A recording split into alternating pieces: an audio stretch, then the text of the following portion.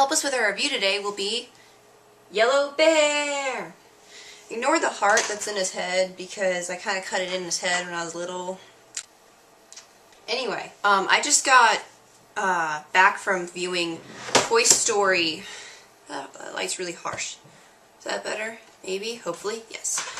I just got back from viewing Toy Story 3 in theaters, and I don't really fit with the age group that this is supposed to go along with. I believe there is a certain age group that is especially for these films. I'm not Andy's age. I just got out of my freshman year of high school. He's going off to college, and I think the movie came out the year that I was born.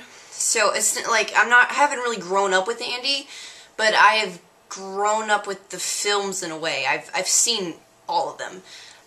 So the third one's kind of the goodbye story. It's a trilogy, and one of the rare things about these movies is that all three are excellent, which is so rare to find with movies, especially trilogies, because sequels just gain that sequelitis and they just fail. But these have been really good. So basically the toys, Woody and Buzz are, Andy's going off to college. Woody, especially Woody, is very loyal to Andy. He wants so badly to just be with Andy always. He wants to, be given to Andy's children. He's so loyal because, Woody's like Andy's favorite toy. And it comes the time where Woody has to decide what toys he's going to keep, what toys he's going to throw away, and what toys he's going to donate. And he decides he's going to keep all the toys in the attic, like all the ones that are from the previous movies: Buzz, Jessie, Bullseye, Rex, Ham, Slinky, all of those, that whole cast, he's going to keep in the attic, and then he's going to take Woody to college with him. So there's a little mishap. He puts the toys in a plastic bag, and he's like a trash bag, and he's going to take them up to the attic. But Molly, his little sister, needs help with something, so he leaves the trash bag near the attic. The attic flips up, and somehow the trash bag rolls away from the attic, and the mom believes it is trash and goes to throw it out. So Woody and Woody's like, we need to, my friends. So he goes to the rescue to save Buzz and them. Buzz and the rest of the gang get out by themselves, and they get into the Sunnyside donation box because they believe that Andy was throwing them away when he really wasn't. Woody says, "Oh no, these toys are being donated. No, he wanted to keep you." And they're like, no, he didn't. He was throwing us away. But Woody's like, no, he wanted to keep you. So, it ends up that Woody is thrown in the back with the rest of the toys, and they go to Sunnyside, which is the daycare that they're being donated to. And that's where they meet the whole new cast of toys and new characters, and that's where the story begins. Sunnyside's also the prison that they escape from. But that's kind of just the beginning of the film. That's really all you see from what Disney has put on YouTube and all that stuff, and all the trailers we've seen. I'm not going to give away the ending, but I will say that the ending is very, very sweet. Eric with No K, how he put it, he said, "It felt like the animators were giving you a big hug," and they were.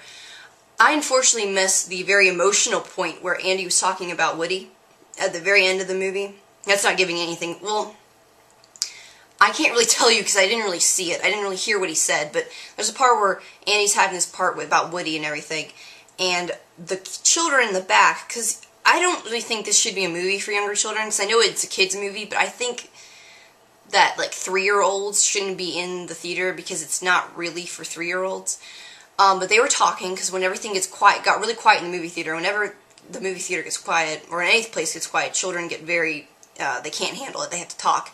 And then the mom behind me is like, shh, shh, shh, and I missed the whole conversation. So I missed that one part of the movie, but the rest of the ending was just like a huge hug to all of us who are growing up. The main moral of the movie is that, when you grow up, you leave childish things behind, but you don't want to forget to be childlike.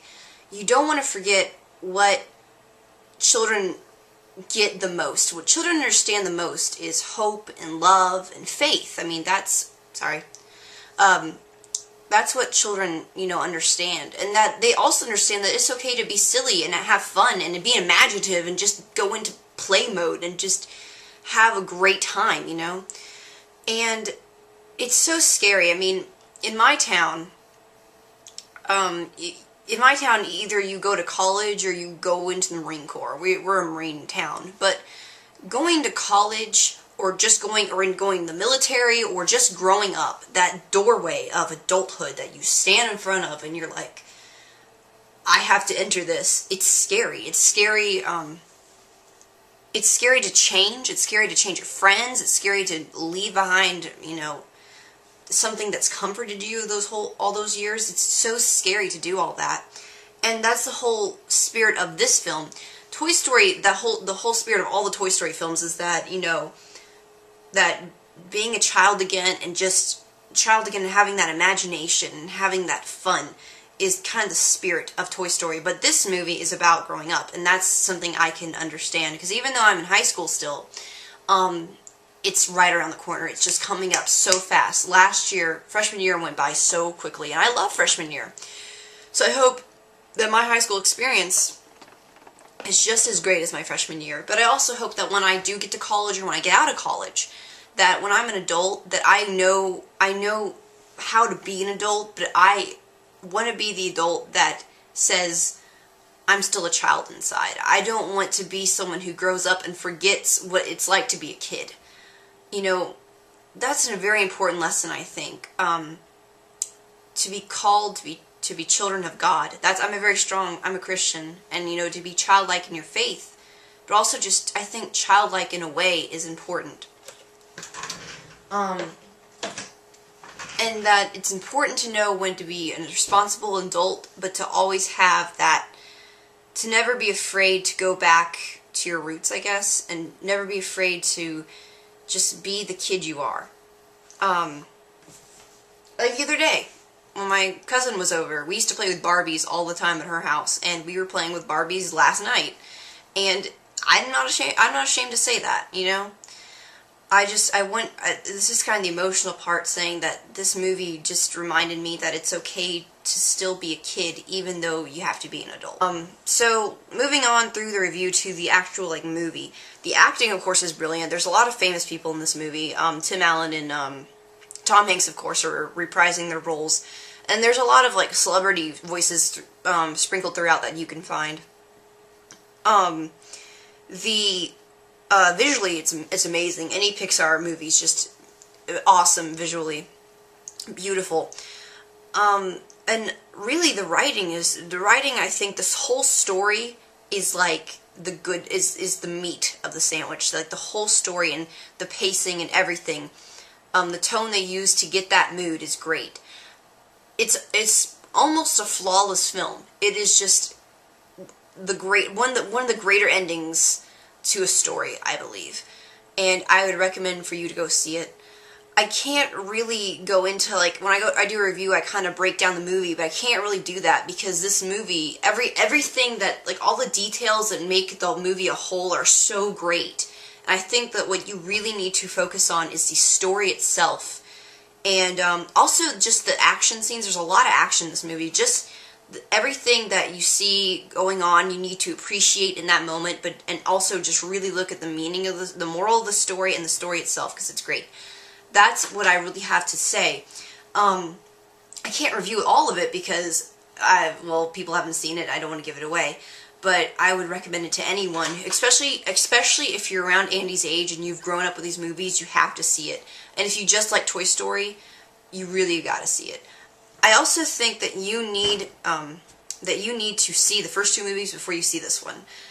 You just need the full effect. I somewhat remember the first movie. I remember it. I mean, I've seen it a couple times. The second one, I think I've seen a couple times too, but I remember their stories, and that's what made this one the greatest. It's not the greatest out of the trilogy, but it gave me the greatest experience. So I really think you need to do that before you watch this film. That's all I have to say for my review, and thank you for watching me. I'll be out of my mind, and you'll be out of ideas pretty soon, so let's spend the